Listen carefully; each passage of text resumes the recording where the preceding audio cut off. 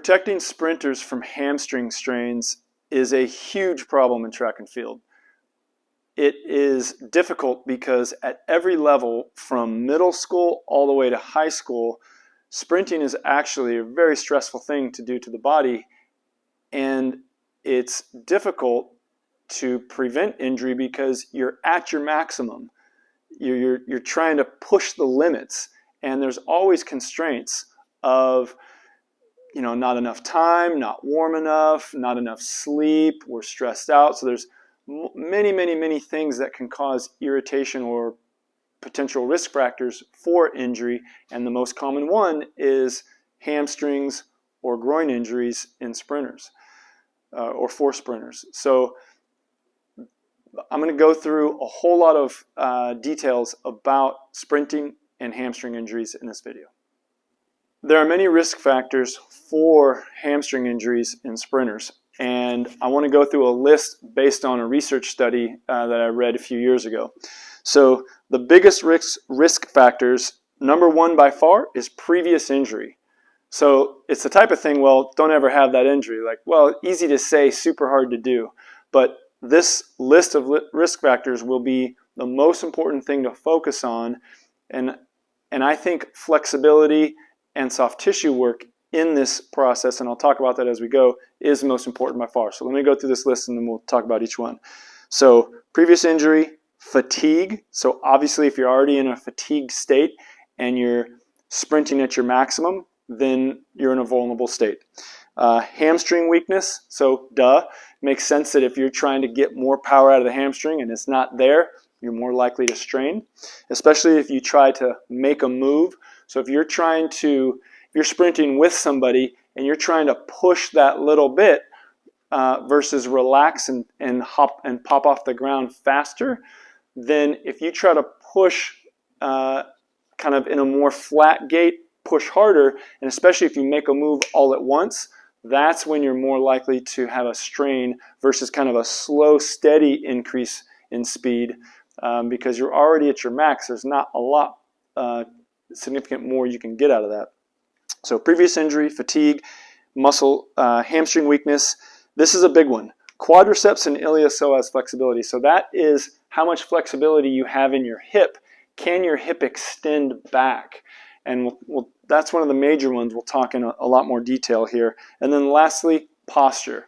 So if you've got kind of a rounded flexed posture like this that loads your posterior chain, or you're hyperlordotic, that will put your hamstrings in an extended kind of stretch position all the time.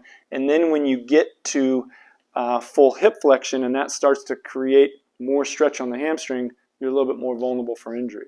One of the major risk factors that we can actually do something about for hamstring injuries in sprinters is the amount of hamstring strength you have. So I'm going to have Tate lay on his stomach, and what we're going to do is teach you how to best strengthen your hamstring. So I'm going to pull you down to where your knees are right there. So let's say you're on a hamstring, and there's many ways to strengthen the hamstring. This is just one additional way I want to make sure you are firing the hamstring correctly.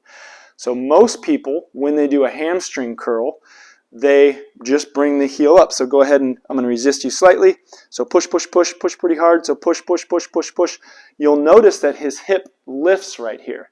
And that is common, and everyone's done that forever when they do hamstring curls. I'm going to teach you a slightly different way that is much better for sprinting. So now what we're going to have you do is, Tate, imagine we're going to slide a piece of paper underneath your thigh here. So look what happens when he does that. He fires the glute, and so that is now activating the glute and the hamstring at the same time. Well, guess what? When you're sprinting, that's exactly what you're doing. So now that the glute's firing, I have him contract his abs to stabilize and neutralize his pelvis or his core, so that's not moving. So now that he's doing that, now when we provide resistance, go ahead and pull up. Now does that feel like a lot more? See glute firing? Feel like that in your hamstring a lot more. We stay dorsiflex at the ankle and then coming back down. So you do your reps. Most importantly, by far, is this lower section right here from all the way straight or just slightly bent to about 45 degrees. And I do want you to go all the way to 90 degrees, all the way up to here. But when you're sprinting, the most important part, go and relax there, most important part is where that foot hits the ground and it just slides a little bit past and then recovers and comes back up. So it's just the part where you're hitting on the ground.